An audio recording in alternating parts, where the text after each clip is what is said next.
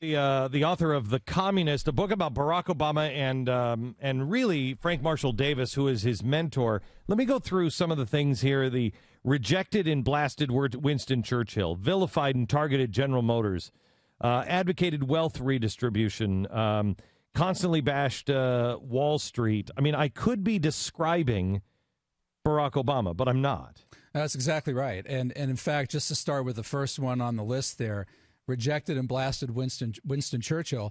I mean, Frank Marshall Davis absolutely excoriated Churchill. It was just vicious, just unbelievable stuff.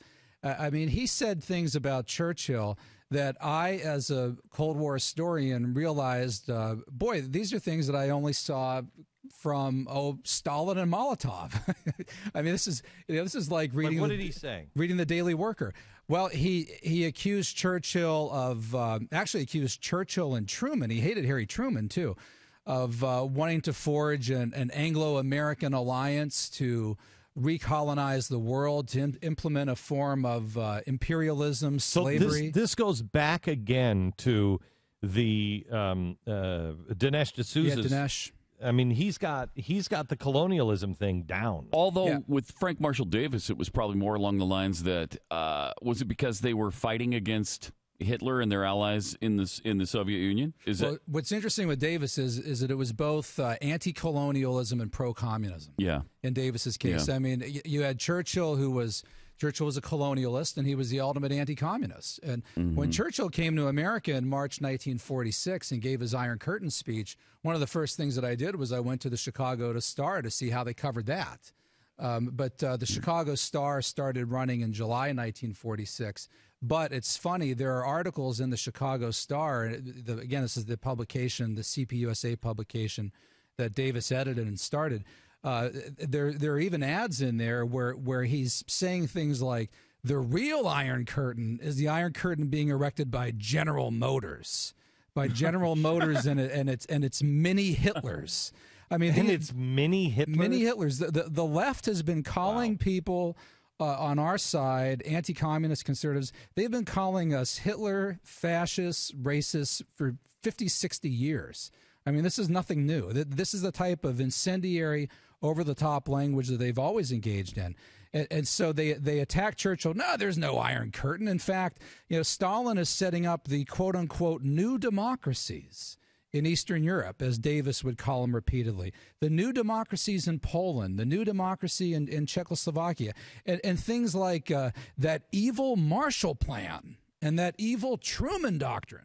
These things are bad because they're trying to stop Stalin from creating this brave new world and these new democracies. Now, again, the only time that you would see that anywhere would be in the Daily Worker, in the words of Stalin and Molotov. And so when I saw that, I didn't even need to go to the FBI file for Davis's Communist Party card number. I could tell right away that I was reading classic, standard communist agitation and propaganda. So hang on just a sec, Pat. He was a guy who was...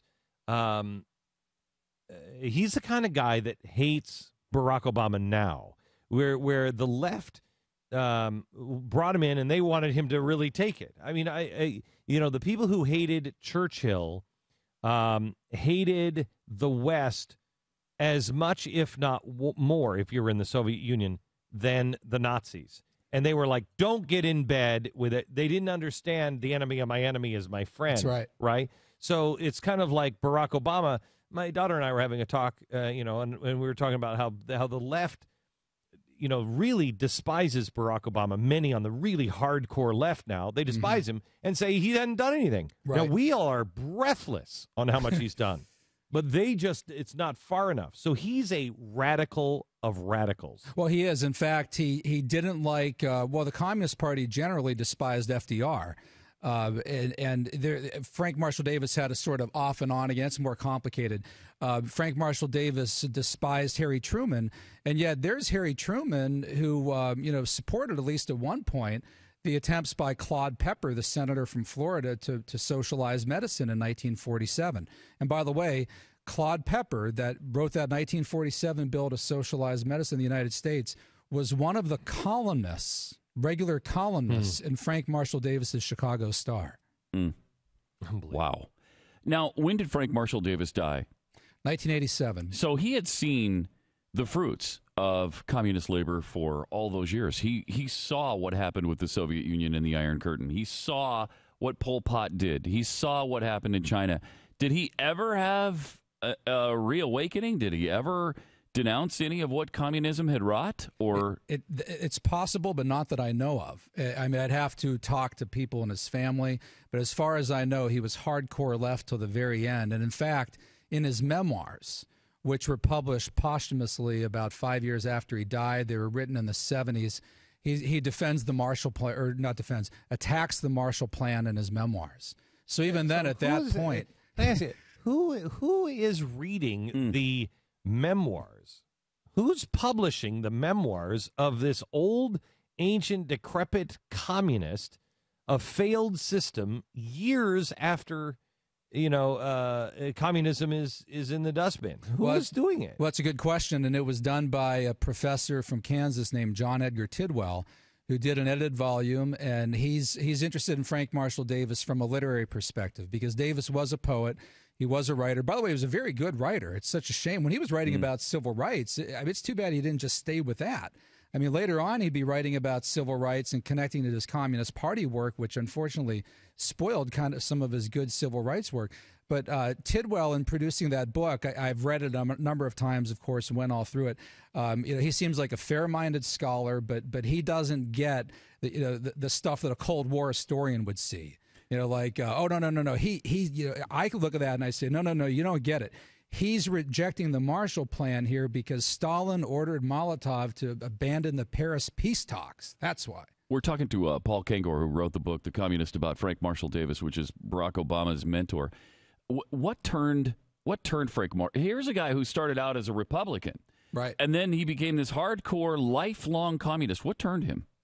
Yeah, it was a gradual process. Probably started with the Scottsboro case in the South in the early 1930s, which I won't go into all the details. Let's pretend someone didn't know the Scottsboro case. Right. Well, it was a terrible. Pretending. Yeah, it was a terrible racial injustice where a number of black boys were accused of raping two white girls on a train that was in the South. Right. And the Communist Party used that. That's exactly right. The Communist Party. This is the lacrosse, the Duke lacrosse, Duke lacrosse team kind of thing. Yeah, kind of thing. Yeah, well, the Communist Party.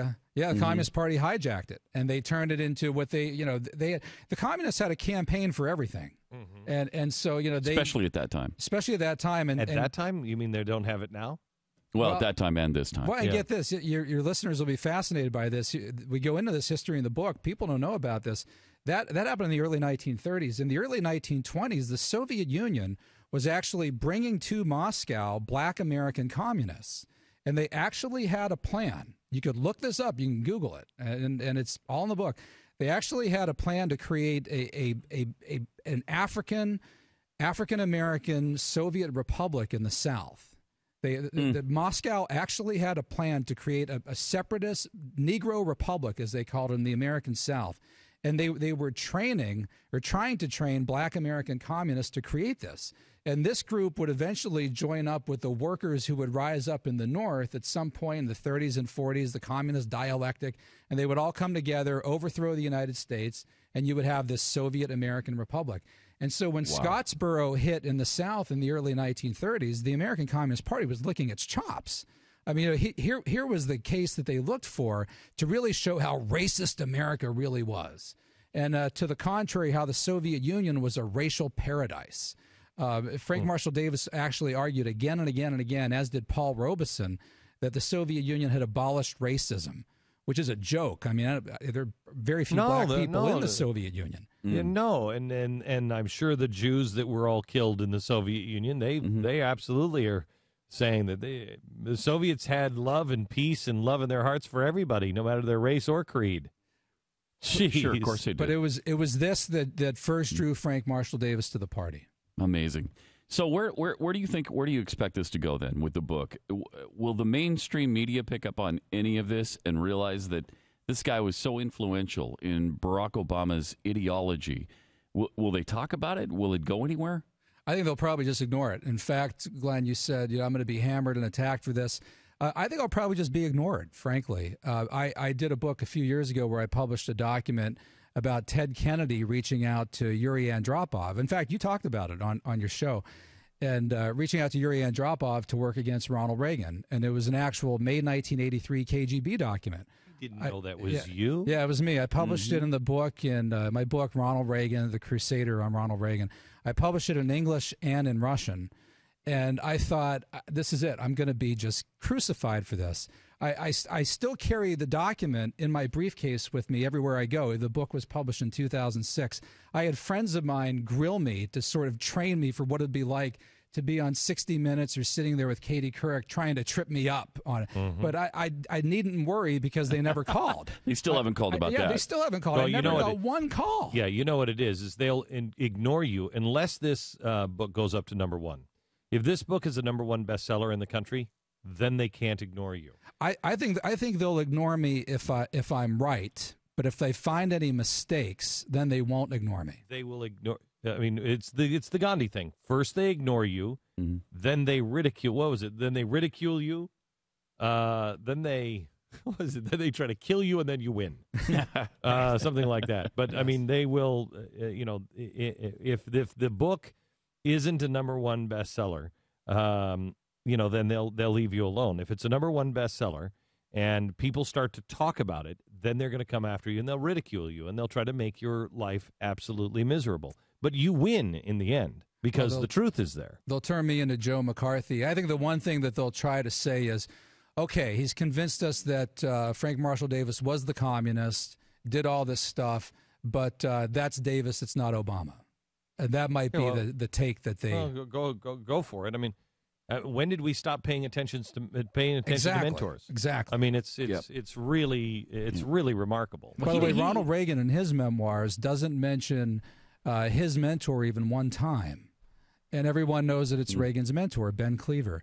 And here in Dreams from My Father, Obama mentions Frank, never by his full name, but Frank 22 times. Why do you think that is? Because he realized the sensitivity of what he was dealing with. The audio version of Dreams from My Father has no references to Frank Marshall Davis. Those are all pulled out. There's no index in the book. Never gives his full name once. And yet still he spends thousands of words on him, talks about him every section of the book. He was too important to ignore, but too incendiary to mention in full. Not even introduce him once. I mean, think of that. You just call him, and he's a famous figure. That's right. He's not a nobody. And he's quoting him. I mean, if you think about an editor's perspective. You'd be reading this manuscript, and you'd have to say, hey, Barack, who's Frank? We got to at least give his name one time. Yeah. Right? Yeah, but they don't. This is kind of mysterious. It confuses the reader, Barack. Right. And it's not, you could say, if you were an editor, you could say, he was just Frank. He's an old man who lived in the neighborhood. Nobody knows him, and, blah, blah, blah. No. People would know him. It's like, Winston and I used to hang out. If he had it to was Churchill. Can you say Winston Churchill? If he had it to do over again, I bet he doesn't mention him. I think that's right. I'll bet you now that he's in the national spotlight, no mention of any Frank. He didn't think we would find this, but now that somebody has, I mean, but as you said, he couldn't ignore him because it would be disrespecting him. He had to acknowledge him. Okay, our sponsor this half hour, the name of the book is The Communist. It's available everywhere. Get it on Amazon.com or glennbeck.com/books.